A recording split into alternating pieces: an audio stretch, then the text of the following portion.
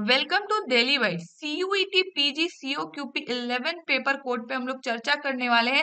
जो एक general paper है उसके कंप्लीट सिलेबस को डिस्कस करेंगे इस वीडियो में। अब सीओक्यूपी 11 पेपर पे चर्चा हो रही है जो कि एक जनरल पेपर है। इसका एग्जाम कौन कंडक्ट करेगा? तो एनटीए के थ्रू इसका एग्जाम कंडक्ट होगा जो कि एक नेशनल टेस्टिंग एजेंसी है। और ये पेपर बहुत ही ज्यादा इंपॉर्टेंट हो जाता है। इनफैक्ट लास्ट ईयर या उससे भी पहले देख लो या फिर मैं अभी प्रिडिक्ट कर दे रही हूँ कि सीओ क्यूपी 11 पेपर कोड देने वाले स्टूडेंट्स की संख्या सबसे ज्यादा होने वाली है। उसके पीछे रीजन क्या है?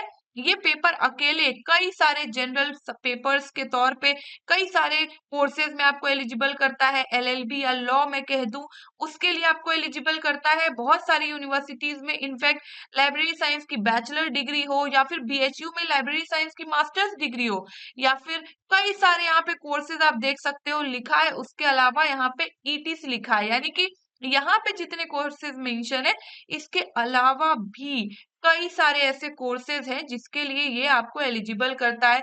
यदि इससे रिलेटेड आपको और ज्यादा डिटेल जानना है तो श्योरली आप डेली वाइट्स के प्लेलिस्ट में विजिट करिए। सीओ क्यूपी 11 पेपर करके एक प्लेलिस्ट होगा, उस प्लेलिस्ट के अंदर इस पेपर से रिलेटेड जो भी बातें आपको जाननी चाहिए सब अवेलेबल है वहां पे ना। आगे मूव करते हैं। एग्जाम जैसा कि मैंने कहा एनटीए कंडक्ट करेगा। एनटीए का काम बस इतना है कि एग्जाम ले लेना है, उसके बाद रिजल्ट डिक्लेयर कर देना है, स्टूडेंट को स्कोर कार्ड दे देना है। इतना ही काम एनटीए का है। जो एग्जाम है सीबीटी मोड यानी कि कंप्यूटर बेस्ड होगा। ना अब हम लोग मूव करते हैं सिलेबस की ओर जो कि सबसे इम्पोर्टेंट है, बिकॉज क्योंकि ये पेपर देने वाले लोग हैं, कंपटीशन ज्यादा है, सिलेबस को अच्छे से समझना बहुत जरूरी है। देखिए यहाँ पे इंग्लिश और हिंदी दोनों का आपको सेम सिलेबस दिख जाएगा। ये आपके ऊपर है। यदि आप एग्जाम में इंग्लिश लैंग्वेज चूज करते हो तो आपके लिए सिर्फ इंग्लिश का ही सिलेबस रहेगा, आपको हिंदी के क्वेश्चंस देखने को नहीं मिलेंगे। यदि आप हिंदी चूज करते हो तो श्योरली आपको इंग्लिश के क्वेश्चन देखने को नहीं मिलेंगे। तो यहाँ पे चर्चा करते हैं, एक ही लैंग्वेज पे मैं चर्चा करूंगी, सेम उसका हिंदी आप सिलेबस यहाँ पे देख सकते हो। आपको इंग्लिश के अंदर इंग्लिश ग्रामर से क्वेश्चंस देखने को मिलेंगे, इंग्लिश यूजेस एरर से, जम्बल्ड पारा से, sentence correction, sentence improvement, reading comprehension, paragraph completion, one word substitute, synonym antonym and idiom phrases. Same आपको सिलेबस हिंदी में भी देखने को यहाँ मिल रहा है।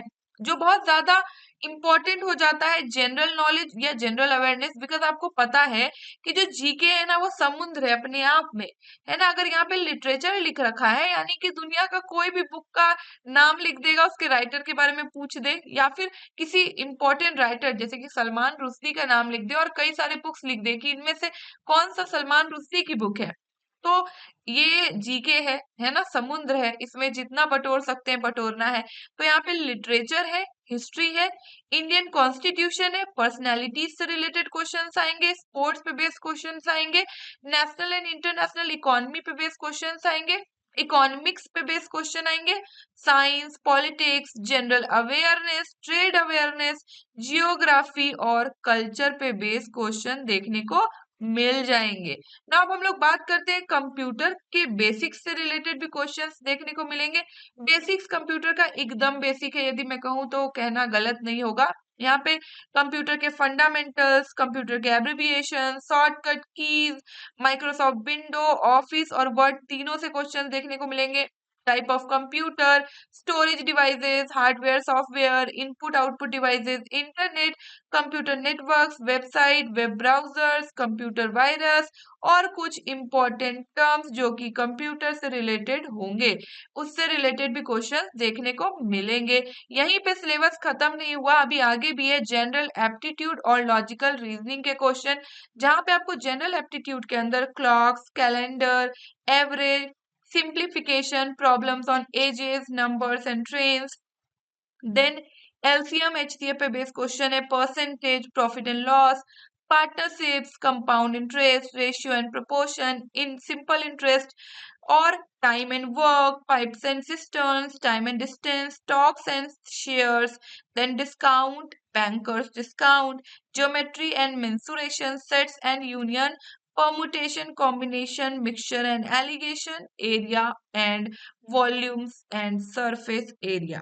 ये रहा मैथमेटिकल या मैं कहूँ जनरल एप्टीट्यूड। लॉजिकल रीजनिंग पे भी आपको क्वेश्चंस देखने को मिलेंगे, जैसे कि रैंकिंग पे based question, linear arrangement, matrix arrangement, sequencing, statement argument, cause and effect, statement assumption, statement conclusion, number series, blood relationship test, coding decoding, inferences, non verbal reasoning, analogy test, symbol based problems, direction and distance test and analytical reasoning। अभी इतना लंबा चौड़ा syllabus देखकर थोड़ा सा doubt हुआ होगा, तो देखिए आपको पेपर एनालिसिस करने की जरूरत है कि इनमें से कौन सा टॉपिक ऐसा है जिससे रेगुलरली क्वेश्चंस पूछे जा रहे हैं, नंबर ऑफ क्वेश्चंस ज्यादा पूछे जा रहे हैं।